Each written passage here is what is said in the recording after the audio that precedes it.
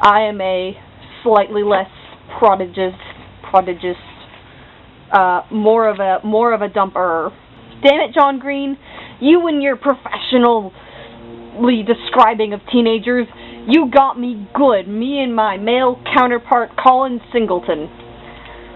And John, is this why you have... I don't know why I'm addressing this to John, because I don't know why John would ever see this. Whatever. I'm sorry, I'll stop addressing this to John. My point is, I even made a list of me and Colin, because we're both smart and sensitive and lack creativity and are very self-conscious about this, and we worry more about math and reading than, like, normal stuff, and we need people to tell us when things aren't interesting, because I will talk forever about, like, the most randomest shit. I'm sorry, I can't swear, can I? I will talk forever about the most randomest things, like weather, for example. I'm probably not a prodigy. Well, maybe I am a little math, science, and okay. Maybe a little bit. Oh, Colin trusts his memory? I am very jealous of people who can trust their memory. He's a dumpy and he dates a lot and he he doesn't like math because he's a loser. As I probably should have read this when I first picked it up, instead of waiting last of all the John Green books.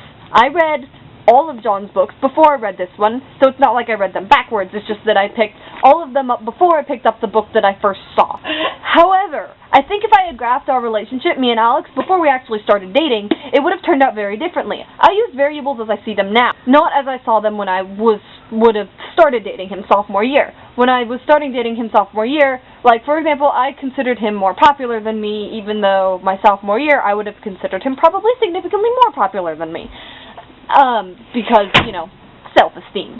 But me and Colin do share one of my greatest insecurities in that I fear that I'm not creative enough, and so does Colin. Colin is obsessed with becoming a genius. He thinks that the difference between prodigy and genius is original creation, and he tries to come up with a theorem because he wants to give something to the world. I also want to give something to the world in the form of apparently a novel or some kind of robot. I don't know yet. I'm still 17. I'll figure it out. And in that way, I'm very different than Colin, because Colin thinks that he has to do it now, when his potential is still good. Whereas I try to acknowledge that I still have a long way ahead of me, i.e. college.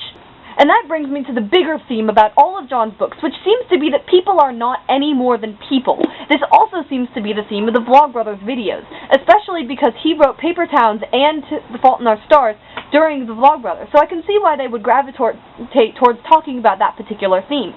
So I don't know if it's the coincidence about all of those things lining up, or if because simply that is one of his most major beliefs, is that people are not more than people, and that we should just treat everyone like they're people and not symbols and like others, because, and while that's a fantastic idea, I don't exactly know how to act around people, because I'm a crazy person, if you haven't already told by my random flailing and yelling and, you know, allusions to my craziness. So I don't know if I'm seeing this theme because I'm actively looking for it, ever since that I've sort of watched the videos where he talks about Margot Ross Spiegelman and imagining her as more than a person back in like 2008 or whatever it is, and if I've been thinking about that theme and internalizing that and looking for it in other things, or if John is intentionally putting these in all of his books, or even not intentionally putting them inside of all of his books, because that is his major, like, thing that he wants us to know.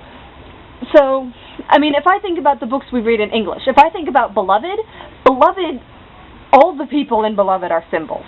Beloved! She is a reincarnated baby thing, and a symbol of, like, slavery and shit. Although the character Beloved is clearly a symbol, people usually treat her as a supernatural being. Even though maybe she is a person, we don't really know, because she kind of disappears after she's, like, naked and pregnant or whatever. I had a lot of trouble with Beloved, as you might be able to tell.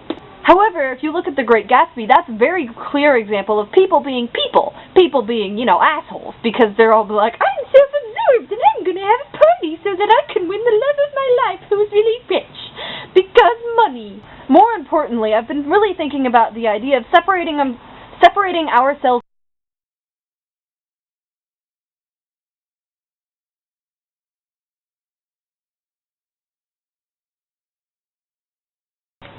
He's being very distracting. Hi.